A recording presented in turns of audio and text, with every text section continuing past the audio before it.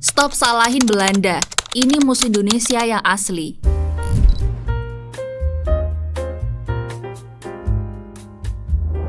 Sering kita dengar narasi kalau kita dijajah selama 350 tahun. Walaupun sekarang pemerintah dan sejarawan mulai merevisi angka itu.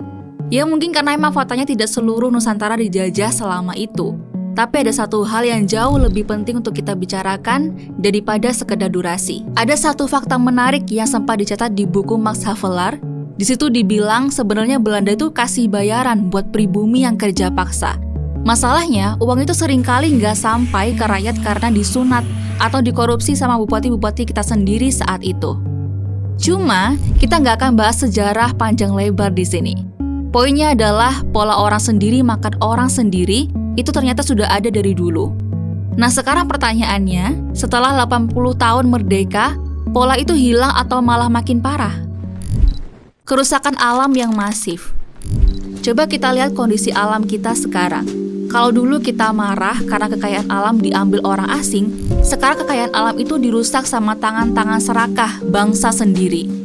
Lihat faktanya, gunung bukan cuma digunduli, tapi dikupas habis. Di Kalimantan dan Sulawesi contohnya, banjir bandang makin sering terjadi karena hutan yang dulu jadi resapan air, sekarang berubah jadi lubang tambang dan perkebunan sawit. Data dari Global Forest Watch bahkan mencatat kita kehilangan jutaan hektar hutan primer dalam beberapa tahun terakhir. Belum lagi soal laut. Ingat polemik ekspor pasir laut yang dibuka lagi lewat PP nomor 26 tahun 2023? Itu ironis banget. Di saat pulau-pulau kecil kita terancam tenggelam karena krisis iklim, pasirnya malah dikeruk buat memperluas daratan negara tetangga.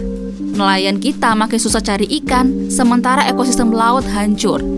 Kerusakannya itu masif dan nyata. Rasanya level keserakahan zaman sekarang, ini udah jauh di atas zaman dulu. Paradoks pembangunan. Terus hasilnya kemana? Harusnya dengan alam sekaya ini hidup kita enak.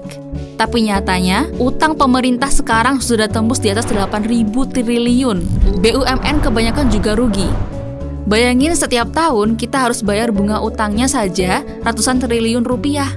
Uang yang harusnya bisa dipakai buat pendidikan atau kesehatan gratis, malah habis buat bayar bunga. Infrastruktur dibangun iya, tapi kadang rasanya asal-asalan. Ingat kasus jalan rusak di Lampung yang viral sampai presiden harus turun tangan? Atau kasus korupsi menara BTS 4G yang nilainya triliunan tapi barangnya mangkrak di hutan? Itu bukti nyata. Kenapa bisa gitu? Ya karena mentalitas mencari untung tadi. Kualitas dikorbankan, spesifikasi diturunkan, asalkan komisi pejabat aman. Siapa penjajah sebenarnya? Jadi, kalau boleh jujur, definisi penjajah hari ini rasanya harus kita ubah. Penjajah itu bukan lagi orang asing yang bawa senjata. Penjajah hari ini adalah pengkhianat bangsa sendiri. Mereka yang sembunyi di balik jabatan, sembunyi di balik seragam dinas, tapi kerjanya menguruk keuntungan pribadi dari negerinya sendiri. Ingat kasus mega korupsi tata niaga timah?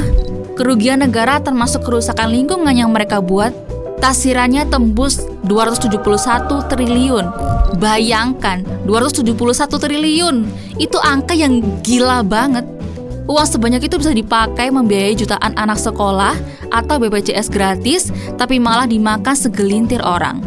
Dan pelakunya siapa? Bukan VOC, tapi kolaborasi pejabat dan pengusaha kita sendiri. Solusi. Terus solusinya apa? Ganti presiden, ganti pejabat. Udah berkali-kali kita ganti orang, tapi polanya sama aja. Kenapa? Karena sistemnya membiarkan mereka berkuasa secara ugal-ugalan. Di negara ini, sistem operasi itu namanya UUD 1945. Dan hari ini kita butuh update besar-besaran. Kita butuh amandemen kelima. Kenapa amandemen kelima ini penting banget? Coba lihat sekarang, kekuasaan presiden itu kuat banget, eksekutif heavy. Pengawasan dari DPR seringkali mandul karena mayoritas partai justru masuk koalisi pemerintah. Jadinya bukan check and balance, tapi bagi-bagi kue. Akibatnya apa? Undang-undang yang ngerugiin rakyat bisa lolos semalam, pengawas negara jadi ompong, dan konflik kepentingan diwajarkan. Lewat amandemen kelima, kita harus pertegas lagi pembatasan kekuasaan. Jangan sampai presiden punya celah buat jadi raja yang bisa ngatur hukum semaunya.